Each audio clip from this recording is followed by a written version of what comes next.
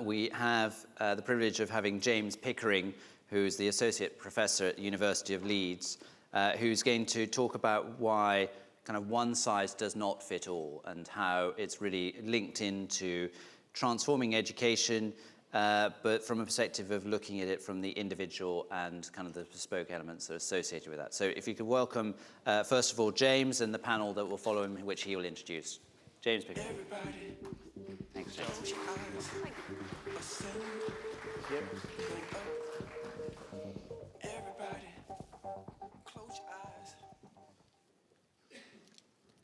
So welcome everyone, thank you for coming for this session straight after your coffee break. And this is a panel discussion with the opportunity for some question and answers on what is a very timely, I think exciting and really innovative area of education at the moment. As Charles said, I'm James Pickering. I'm an associate professor from the University of Leeds in the UK, and I'm the moderator for this session.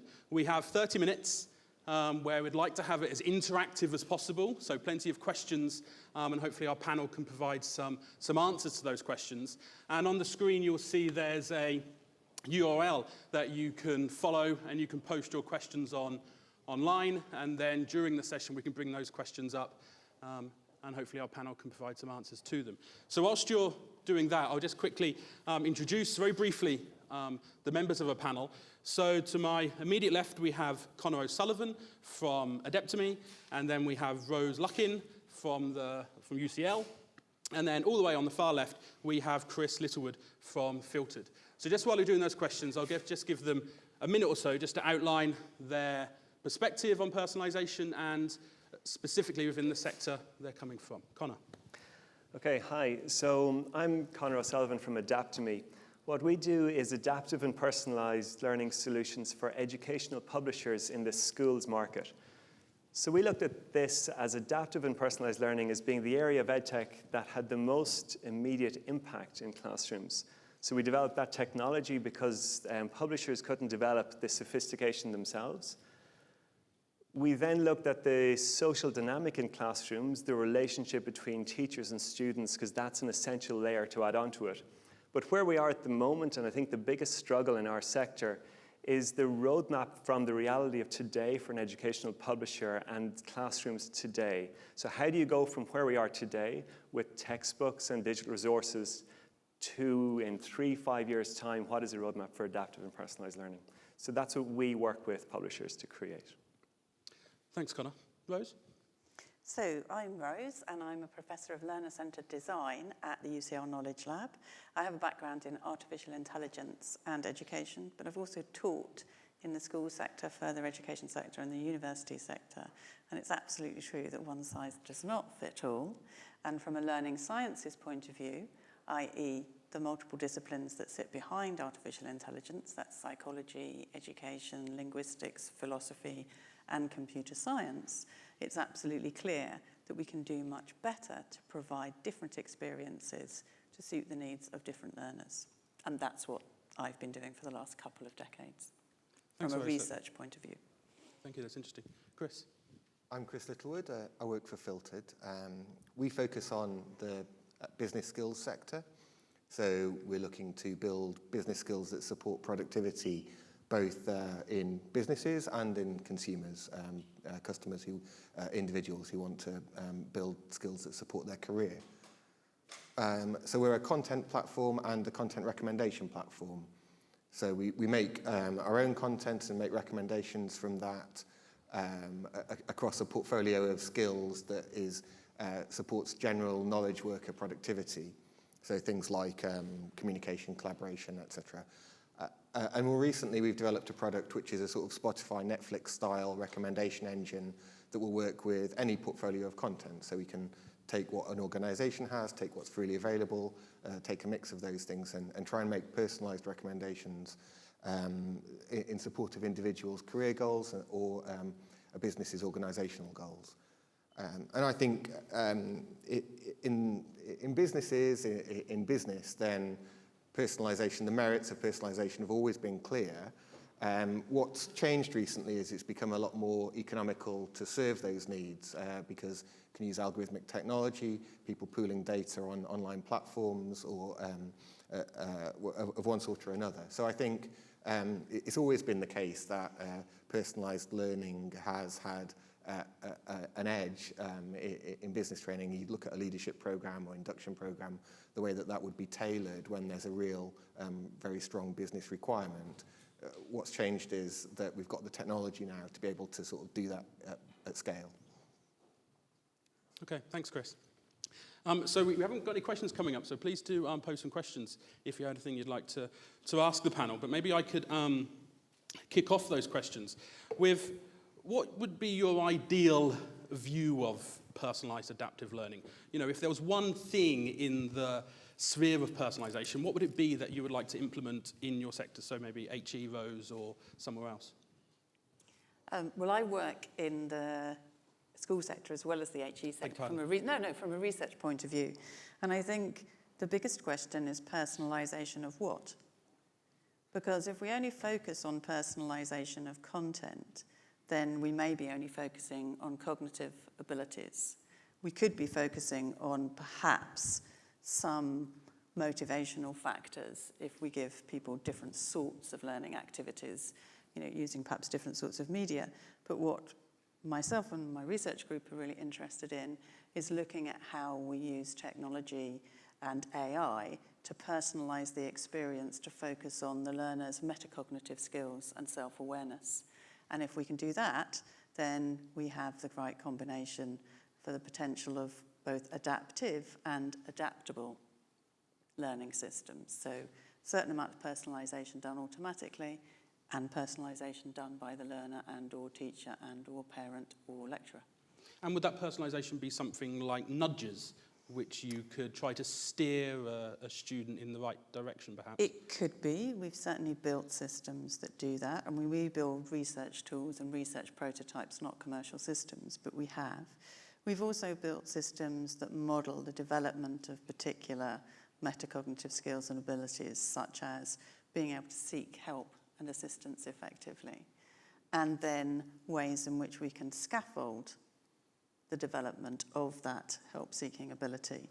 And partly that's done by opening up the AI engine that sits within the software so that the learner's attention is drawn to where they're doing well in terms of picking suitable help or tasks that are of a suitable level of difficulty and where they're not challenging it themselves enough, for example.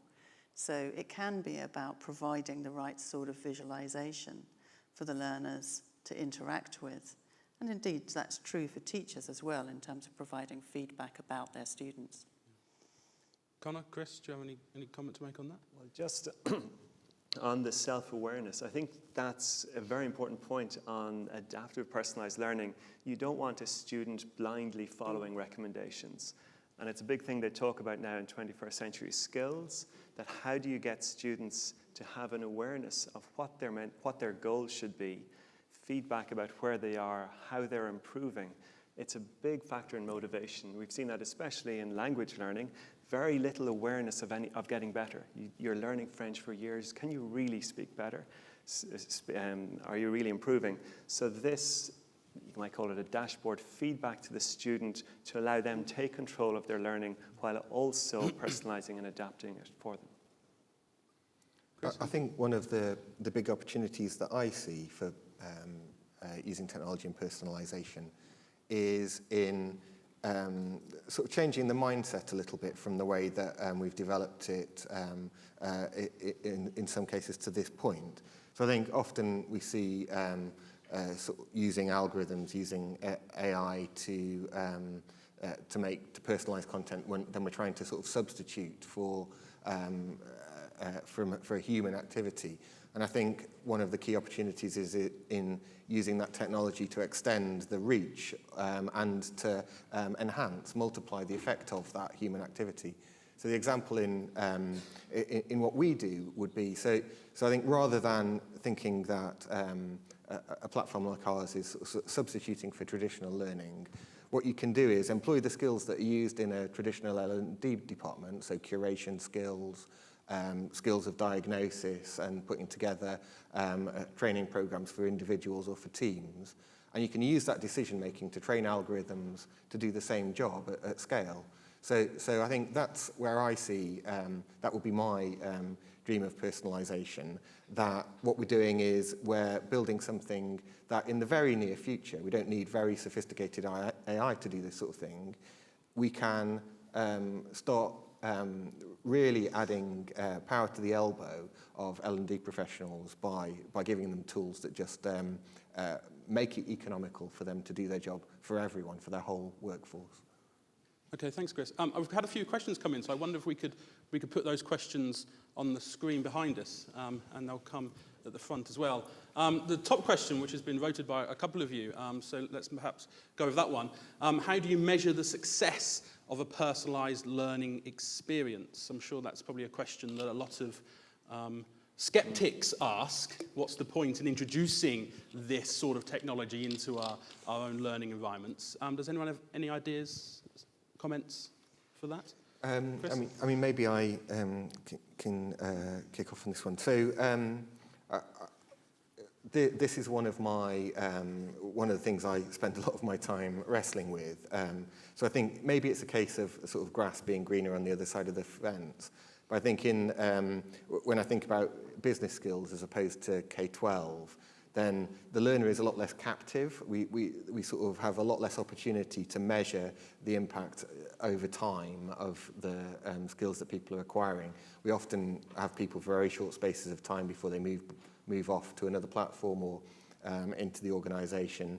And so we don't stick with the learner time-wise. So I think it is a big challenge for us. What are the indicators that both align with what we're trying to achieve, an impact on the organisation, a difference to the productivity of that organisation, and also we've got the volume of data that we can realistically keep measuring that. And I think the only answer is to use a blend of those things. So where you can, then you track what happens downstream, and you measure impact in terms of achievement of objectives, linked to performance reviews, linked to measured impact further down the line. But you also have to acknowledge that you're not going to have that data for everyone. You have to rely on much more indirect measures like adoption of the training, reported successes on behalf of the learner, or measuring impact in terms of a difference to proficiency, which is obviously a bit more straightforward. Thanks, Chris. Anything else, Connor? Maybe something on the adoption of these tools? Well, it's not, I mean, an obvious metric is learning outcomes, but you really have to, you can measure that, let's say, start at the beginning and at the end, but really every day you have to look at the level of engagement, the behavior, the patterns, the persistence, all these other things that you can build, but not just for the student. And the question here is about the experience, but what are the metrics for the teacher? So what is a successful learning experience for the teacher? Is their workload trebling? Are they finding it easier to manage the classroom? These are things that you can measure, or you can have metrics for. We also then look at the effectiveness for the publisher. So if they're getting data back, can they make their content more effective? Can they look at the way they are teaching the curriculum? So there's maybe different ways of measuring effectiveness, not just looking at the students' outcomes. I mean, it's something we spend a lot of time, and it's the million-dollar question. You know, how do you measure the success of the product or service that you're developing? And yeah, certainly learning outcomes or other recognized, valued outcomes are one way of looking at the product. But I completely agree, you have to look at the process as well, so that you can understand what's led to that change in the outcome that you're valuing. I mean, for me, I would say that in the sorts of work that we do, a lot of what we're trying to identify is improvements in self-awareness. Does the learner understand more? Are they becoming more effective at choosing the right sort of tasks, at seeking the right sort of help? Are they becoming more effective at that? And therefore more efficient as learners as well. Exactly. And then that will, of course, be reflected eventually in learning outcomes, but we want them to become effective as a learner because that's what they need to be able to do. So it is that combination of product and process. Have you seen any evidence or any work that's looked at individual groups of students? So students who perhaps were performing poorly or were low achievers compared to more high achievers, if there's any diversity in how they use these systems or how these systems can be catered for those specific learners? I'll say something specific about metacognition, and that is over the years that we've been developing, there's a particular piece of software that we've used in primary schools, and although we're looking at fairly small numbers, consistently over all of the empirical evaluations we've done, it's the students who would be dubbed as being less able who benefit the most. And I think that's really nice to know that you can really help low achieving students to become more effective as learners. And I think the reason that they come out, and it's significantly different in terms of statistical significance, is perhaps because the more able learners are already better at doing it anyway. Yeah.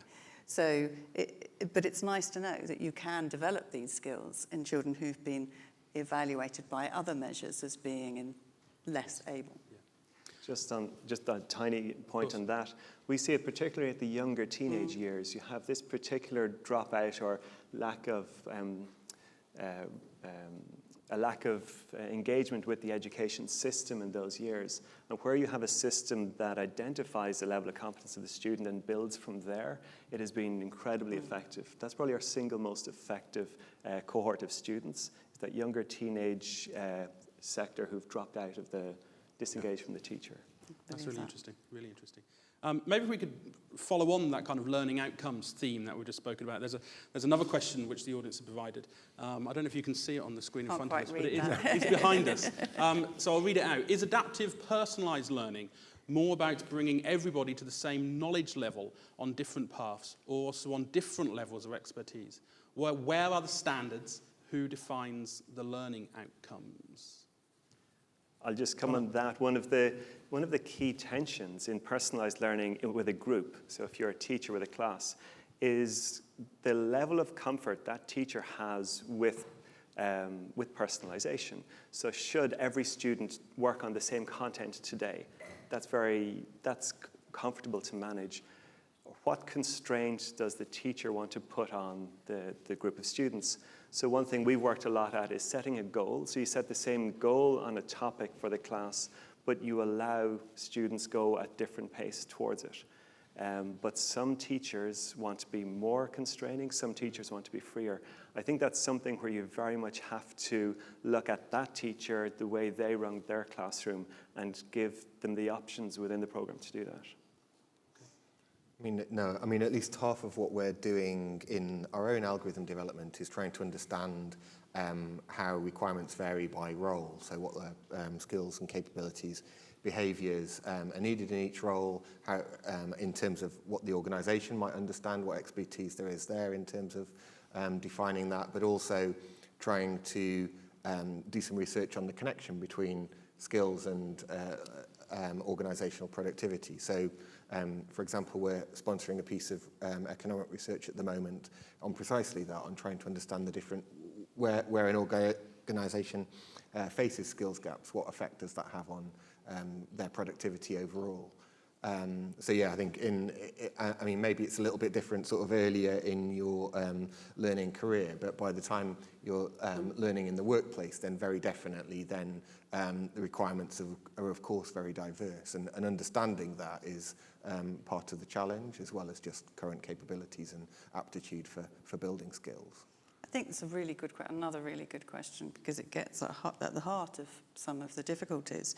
So actually, I don't think we do want everybody to be aiming for the same standards and necessarily for the same knowledge. Obviously, we want people to develop a certain understanding that will allow them to be proficient, for example, in maths or physics or English, history, whatever it is.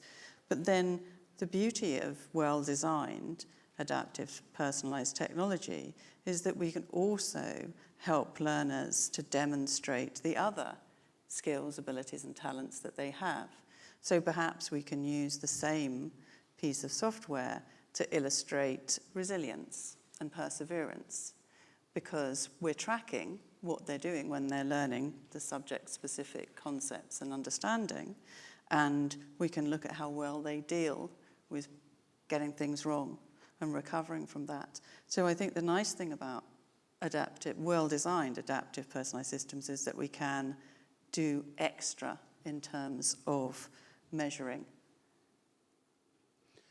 Okay, we've spoken about how we've designed them and how we've made these resources. I wonder if we could just maybe move on to how the students interact with them, how the individual learners interact with them. And there's another question that's come up that says one size does not fit all true, but who should be helping individuals in defining the size that fits them?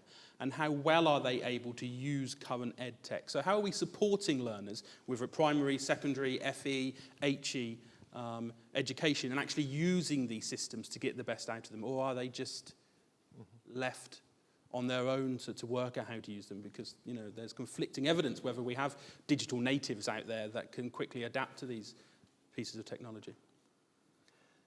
Okay. I think that in most cases, in the environments we're in, the teacher has a goal for the class for the year. They're trying to achieve something, and they're looking at what materials they have to do that.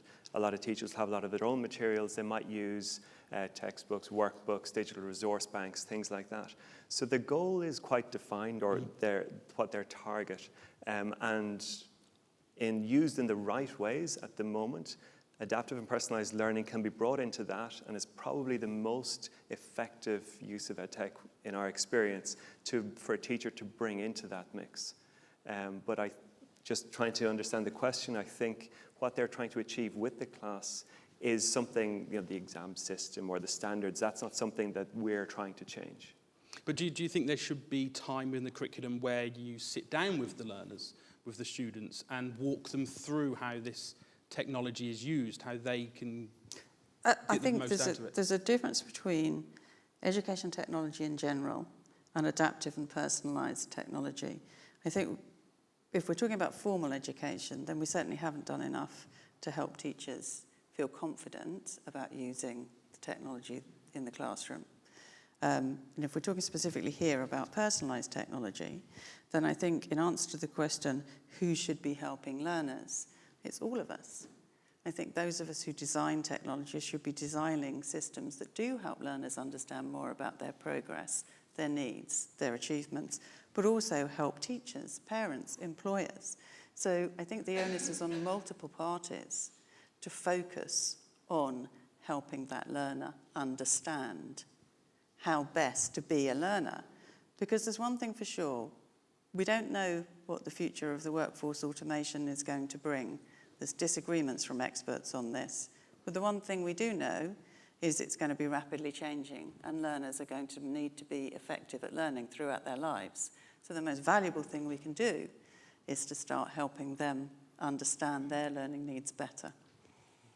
I think one of the realizations and trends that you see in L&D when you speak to HR departments, L&D teams, is that the role of L&D has changed, is changing, and to a large extent has changed from one of prescribing training or understanding needs and bringing that in, to enabling teams to do that themselves and individuals to do that themselves. And a consequence, I mean, that's driven by lots of things, but one of the things it's been driven by is the sort of availability of great resources to all of us to learn independently, whether that's something that is relatively formal, like a MOOC platform, or whether it's informal, just Google search. So I think that the mindset has already changed in terms of whether it's the organisation's role to prescribe what people should be learning. I think there definitely still is an organisational role there, and I think it isn't settled where how that manifests itself. But it's not the same as it used to be. Prescribing what should be done. It's trying to support individuals in working that out for themselves. Okay, thank you. So let's go back to the board and have a look at some questions. Voted with three there. Replicating a real-life relationship between student and teacher is very difficult for a computer to do accurately. Is AI advanced enough to really personalise a learning experience? So I suppose that's where are we now, and if there's any potential for it to meet that need in the future. Rose is nodding, but Connor, Okay. Anyone? Okay. One thing to say first. I do not believe we will ever have robot teachers, AI teachers who can do the whole job. Don't think it's possible. Because there are fundamental things about human interaction that happen because we're human. And for me, my belief in what AI can do doesn't include self-awareness. We don't have AI systems that are self-aware at the moment. And it's one of the human skills that we really need to develop because we can't automate it. So I think the key is actually the right blend of human and artificially intelligent tutoring so that you get the AI to do the grunt work, because there are plenty of very good adaptive tutors that have demonstrated their performance to be as effective as human teachers, not human one-to-one tutors, but as human teachers that can deliver specific content. But that's not everything that teaching is about. So I think it has to be the right blend of human and artificial intelligence. I think you just need to be careful. What's the point of that? That's technology for technology's sake. I mean, why do we want to get rid of all teachers? So what we fundamentally need to do is empower teachers, take away what we might call the grunt work, point out to a teacher in real time in the class where their inspiring presence is best deployed, which student really needs you now. And then we're not, this is a component of education. This isn't a future where artificial intelligence and personalization just replaces classrooms. Yeah, I went to Satya Nita of IBM's talk a little earlier in the afternoon. And one of the things that struck me about what he said was the thing about AI is there is this obsession with sort of emulating human intelligence and human behavior. But actually, it's much more productive to focus on what's achievable within the limitations of AI as it stands currently. And I think it sort of we sort of hit on similar applications of that technology in our different sectors. So for us, then, like you say, it is perhaps some of the less exciting stuff that you can get an algorithm to do. You can get it can crawl over a database and classify that in a way that makes sense to your organisation, or it can, or you can, adapt to a set of data which is beyond the scale of a human being able to do that. So you can do those sort of straightforward things, and I think. I've no idea whether the prospect of an artificial intelligence that could do a similar job to a human being as a teacher is possible, but I think it's very unlikely to come about just because that's not where the existing technology does a good job, and so why would we pursue trying to achieve something when we actually already have human teachers? Okay, so thank you, panel, for answering those questions, and thank you for putting the questions to our panel. We've got about a couple of minutes left, so just in those 2 or 3 minutes, I'd just like to ask each of the panel members to kind of put a prediction out there where they think we're going, where do you think the ultimate endpoint will be, if there is one, and what the future holds. Potentially any obstacles that could be in the way along that path. So maybe 30, 40 seconds each just to address that question. Shall I go first? Yeah, go for it, Chris. Since I've just thought of one.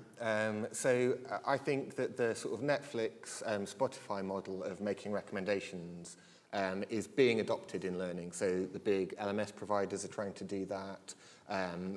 There's a lot of platforms starting to try and make that sort of recommendation. And I think that will become a very important, if not the most dominant mode of consumption of e-learning, online learning, electronic learning in the business sector. And I think the big challenge there is how do you do that and make it effective? I think it will happen because it's cheap and the technology's there and the content's there.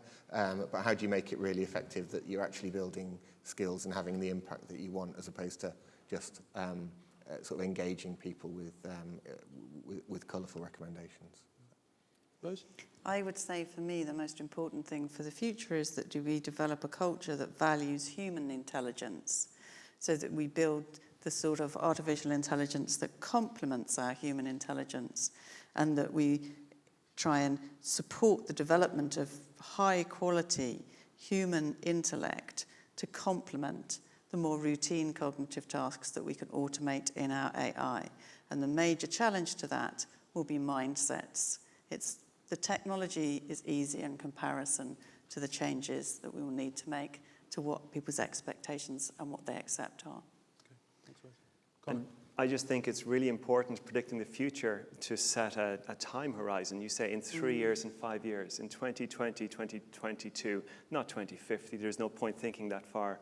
So in 3 years, look at the classrooms today, the teachers today. In 3 years, what technology can they be using? What is the real world impact that adaptive and personalized learning can have?